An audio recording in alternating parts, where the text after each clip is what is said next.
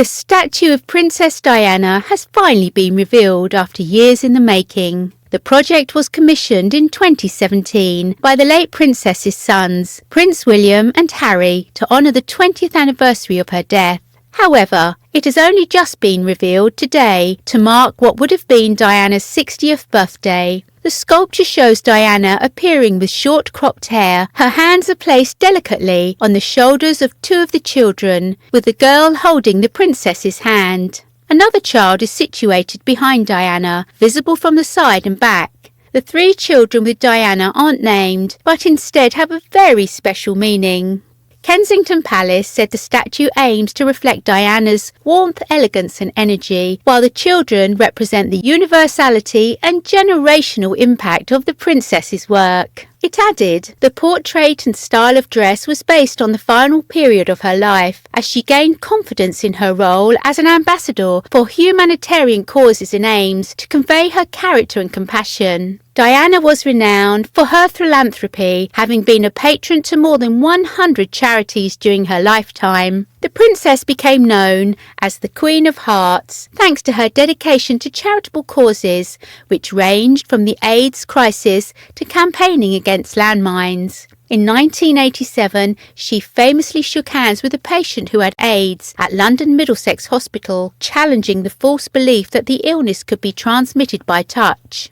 At the sculpture's unveiling, William and Harry made no speeches during the ceremony, with the statue standing as their testimony to their mother. Sculptor Ian Rank Broadley's artwork was erected in the palace's sunken garden, one of the places Diana loved most at the palace. The space has been redesigned during the past 2 years and features more than 4,000 individual flowers, including forget-me-nots, which were adored by the princess. The artist said, Diana, Princess of Wales, was an icon who touched the lives of people right around the world, so it has been a privilege to work alongside Prince William and Prince Harry on this statue which commemorates her life. We wanted to capture her warmth and humanity while showcasing the impact she had across generations. I hope that people will enjoy visiting the statue and the sunken garden and taking a moment to remember the princess. With Diana's siblings watching, William and Harry pulled away a green cloth covering the monument, which will forever remind visitors to her former home of Kensington Palace about its most famous resident.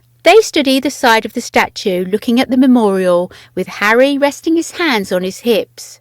William and Harry, who looked smart in dark suits with ties, arrived a few minutes early for the unveiling and stopped in a shrub-lined path outside the garden to chat to the chairman of the statue committee, Jamie Lowther Pinkerton. The troubled relationship of the royal brothers has made headlines around the world, but as they entered the garden where the statue is positioned, they mirrored each other, walking with their left hands touching their stomachs. Harry let out a laugh of appreciation when he saw his mother's siblings, and older brother William, who was a step ahead, greeted Lady Sarah McCorkindale, kissing her on both cheeks, and went on to warmly welcome his aunt, Lady Jane Fellows, and Uncle Earl Spencer. William and Harry appeared in good spirits throughout the event, laughing and joking with their guests and appearing at ease in each other's company. In front of the statue is a paving stone engraved with an extract inspired by the poem The Measure of a Man. These are the units to measure the worth of this woman, as a woman regardless of birth, not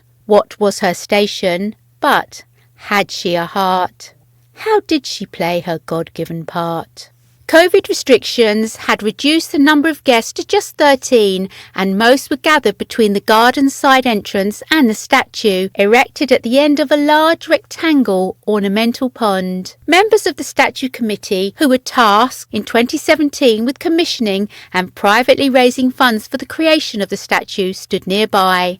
Harry and William chatted informally with the guests, who included the Sunken Gardens designer Pip Morrison, Kensington Palace head gardener Gary James, and Graham Dillamore, deputy head of gardens and estates at historic royal palaces.